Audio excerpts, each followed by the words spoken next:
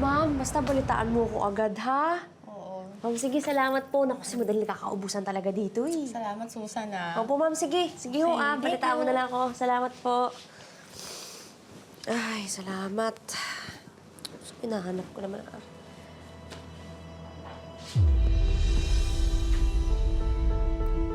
Pwede ba tayong mag-usap, Susan?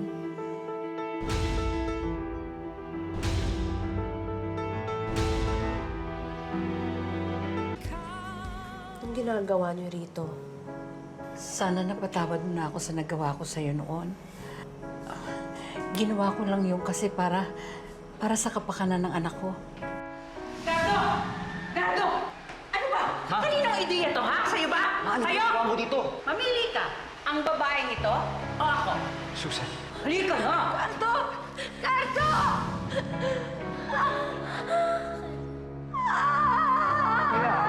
Susan. Susan! Nangyari sa inyo? Tinubuatan ata kayo ng konsensya. Alam ko nasaktan kita. Nasaktan. Ay, hindi lang ako basta nasaktan. Baka nakakalimutan ninyo. Nawalan rin ho ako ng anak. Nagagalit ka sa akin. Naiintindihan ko yon. Bang gusto ninyo?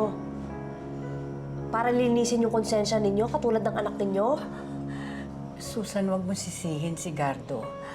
Wala siyang kasalanan. Ako ang nagpuwersa sa kanya dahil wala pa siyang kakayahan noon, kaya ako sinunod niya. Walang kakayahan? Nakagawa nga ng anak walang kakayahan. Sabihin ninyo, mana sa inyong anak ninyo. Makasarili.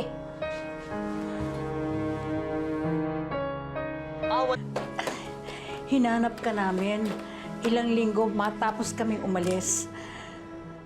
Na-depress si Gardo. Ayaw niyang kumain. Muntik na nga siyang mamatay eh. Sabi ko sa sarili ko, mas importante sa akin ang buhay ng anak ko, kaya pumayag akong bumalik kami para hanapin ka. Pero hindi ka namin nakita.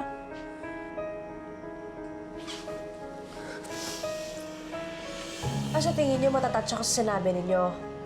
Alam niyo ba kung bakit hindi niyo ako nakita? Dahil nagpokpok ako. Pinalitan ko yung pangalan ko. Kasi nakakaya yung trabaho ko, di ba? Kaya kung ako sa inyo, malis na kayo.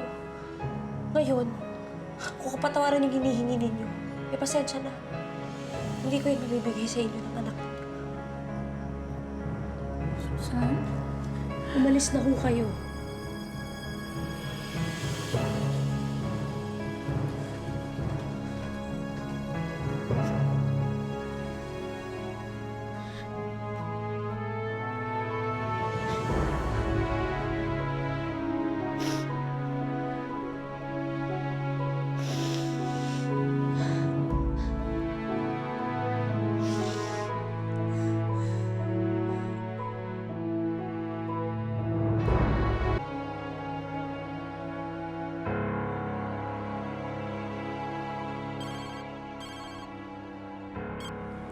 Lo, Bax. Hello, bakla anak ko, umuwi ka na dito. Bakla, sikat ka na naman. Headline ka na naman dito. Alam na dito sa tenement yung tungkol sa inyong dalawa ni Gardo. Ano? O, sige, sige.